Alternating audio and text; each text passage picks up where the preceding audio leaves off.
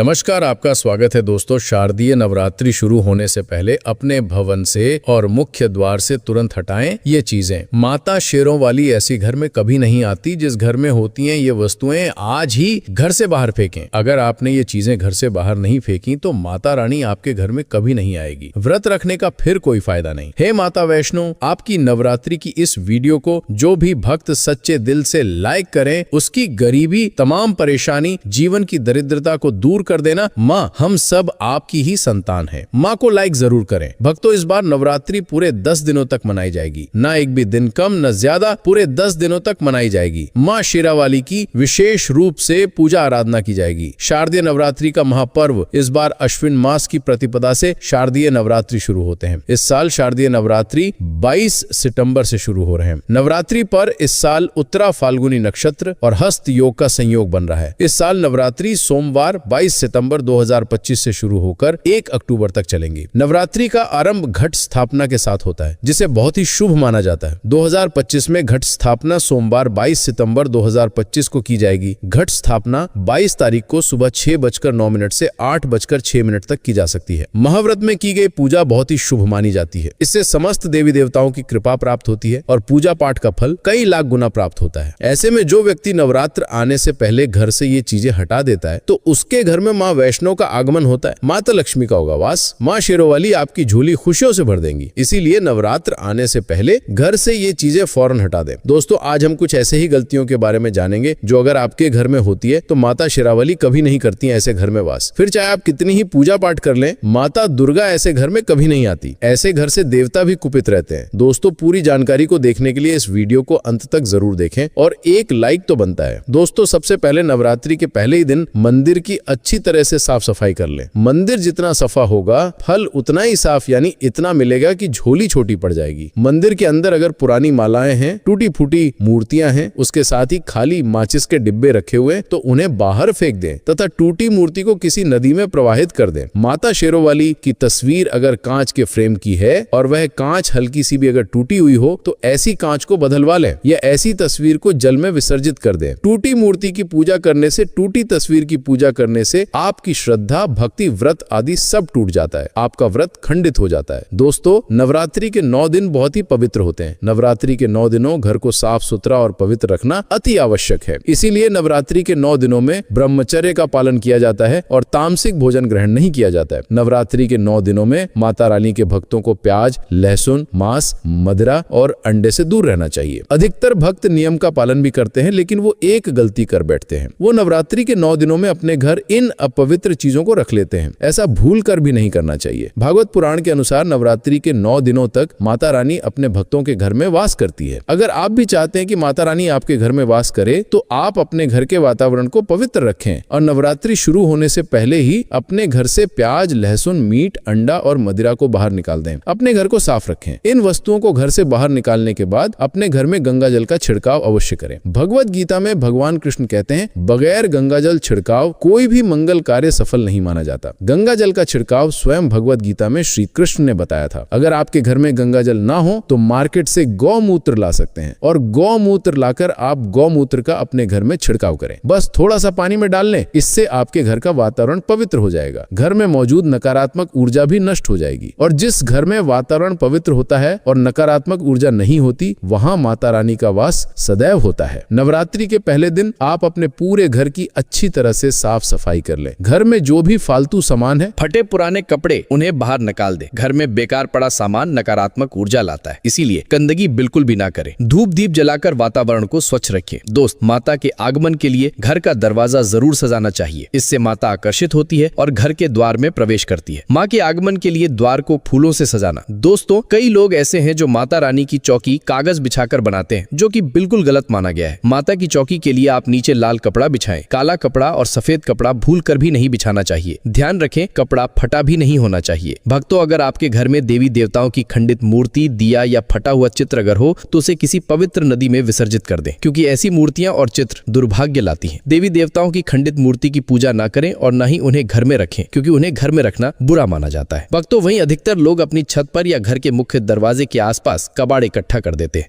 ऐसा करना अशुभ माना जाता है। अगर आपने भी अपने घर में घर के मुख्य दरवाजे पर या छत पर या फिर खासकर घर की उत्तर दिशा में कबाड़ इकट्ठा कर दिया है तो नवरात्रि शुरू होने से पहले उस कबाड़ को घर से अवश्य ही निकाल दे। भक्तों, यदि आपके घर कोई भी बंद घड़ी है तो नवरात्रि शुरू होने से पहले उसे अपने घर से हटा दे और नई घड़ी ले आए या उसकी मरम्मत करवा ले। घड़ी को प्रगति का प्रतीक माना जाता है। बंद घड़ी समय से पीछे चलने वाली हमारी प्रगति में बाधा डालती है, इसीलिए नवरात्रि शुरू होने से पहले ही आप बंद घड़ी को घर से बाहर निकाल दें। दोस्तों, अगर आपके घर के मंदिर में किसी भी तरह का कोई फालतू सामान रखा है, जैसे कि सड़े गले फूल, अगरबत्ती, धूप बत्ती के डिब्बे या माचिस आदि के डिब्बे या कोई भी खाली पैकेट मंदिर में ना रखे, या फिर कोई फटी पुरानी धार्मिक पुस्तक या भगवान के कोई भी पुराने कपड़े जो खज गए हैं या मुकुट माला जो खराब हो गई है, तो उन्हें आप जितना जल्दी हो सके अपने मंदिर से हटा दीजिए। नवरात्रि से पहले आप अपने मंदिर की और मंदिर के आसपास की साफ सफाई अवश्य ही करें, तभी माता रानी की चौकी स्थापित करें। इसके साथ ही आप अपने धन रखने के स्थान की सफाई भी अवश्य करें, क्योंकि नवरात्रि के दौरान मां लक्ष्मी भी घर प्रवेश करती हैं। धन रखने के स्थान पर किसी भी तरह का कोई भी फालतू सामान, टूटा हुआ सामान ना रखें। धन रखने के स्थान को मंदिर की तरह ही साफ रखें। नवरात्रि के दौरान माता रानी की पूजा में कौड़ियों को शामिल करें। माता रानी के साथ साथ रोजाना कौड़ी का भी पूजन करें। इसके बाद कौड़ी को धन रखने के स्थान पर रख दें। ऐसा करने से बरकत हमेशा होती है। अगर आपके पास पुराने जूते चप्पल इकट्ठे हो गए तो नवरात्रि से पहले उन्हें घर से बाहर निकाल दें। पुराने जूते चप्पल की अशुभता के कारण ही घर में नकारात्मक ऊर्जा आती है और घर में अशांति और कलह का माहौल रहता है। नवरात्रि आने से पहले घर से निकालना न भूलें। अगर जिस घर में ज्यादा होता है उस घर में माता रानी का भी वास नहीं करती। साथ ही साथ टूटे फूटे बर्तन अगर घर में पड़े हैं या टूटा हुआ आईना भी अगर घर में हो तो उसे भी निकाल दीजिए। घर में टूटे फूटे ईंट पत्थर भी नहीं रखना चाहिए, इससे माता लक्ष्मी नाराज हो जाती है। अब हम जानते हैं नवरात्रों के दौरान क्या नहीं खाना चाहिए और क्यों नहीं पीना चाहिए और कौन सा फल खाने से व्रत संपूर्ण और सफल हो जाता है।